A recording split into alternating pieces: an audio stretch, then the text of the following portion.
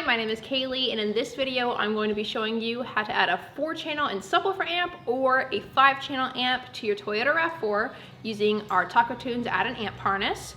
We offer this harness in 17 feet or in a little shorty for you to make your own leads.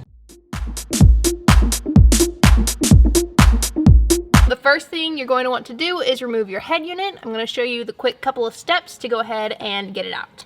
There's a little panel back here. I'm going to go ahead and take my panel removal tool and I'm just slowly wedging it along. Behind your head unit on each side there's going to be two 10mm bolts. There's just some tabs in there and you just pull on it and it pops right out. Okay, so first step in installing your harness, you're going to remove your 10 and 28 pin. Do not remove any of these other harnesses. We just took the head unit out for video purposes. Go ahead and press the tab down and then your 28 pin. And these are right next to each other. Okay, so included in your amp harness kit, you will technically have 3 harnesses. You'll have your output harness. This connects inside your dash. It has black Molex plugs, and then I put black tape on it so I can determine which one it is once I install it into my vehicle.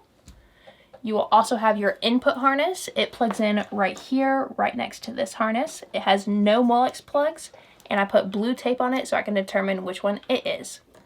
You will also have your remote turn-on harness. You have this end that plugs in right next to your input harness. Then you have your female end that will plug in behind your dash. Make sure you do not disconnect any of these other connections. Okay, so now that I have my 10 and 28 pin removed, I'm going to go ahead and plug in my signal harness for my amps. Female side goes to the stock wiring in my dash, and then this side goes to my head unit. Now my remote turn-on harness, I'm going to go ahead and plug that in as well.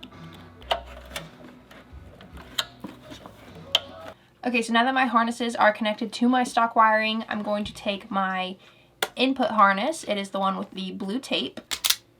I'm going to go ahead and connect my input harness to my front and rear channels. Make sure you refer to the diagram to make sure you know where each connection goes. Now I'm going to go ahead and connect my remote turn-on harness.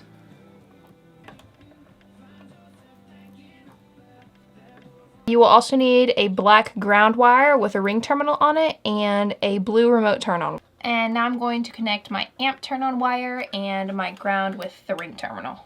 Okay, so now that my harnesses are all connected, I'm going to go ahead and connect my RCAs going front, rear, and sub. I'm going to go ahead and connect my RCAs to my 4-channel amp, starting with my front.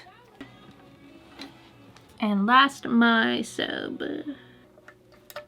Okay, so I'm taking the blue amp turn-on wire from my LC5 and I am plugging it into my 4-channel amp. And then I'm taking another piece of blue wire and putting it in the same spot.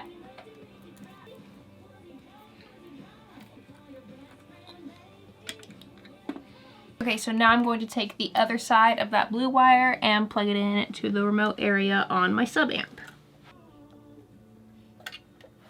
So now that all of my input connections are made, I'm going to come over to the output side of my amp, and I'm going to take my output harness, which is the one with the black Molex plugs and the black tape. I'm going to cut off my Molex plugs.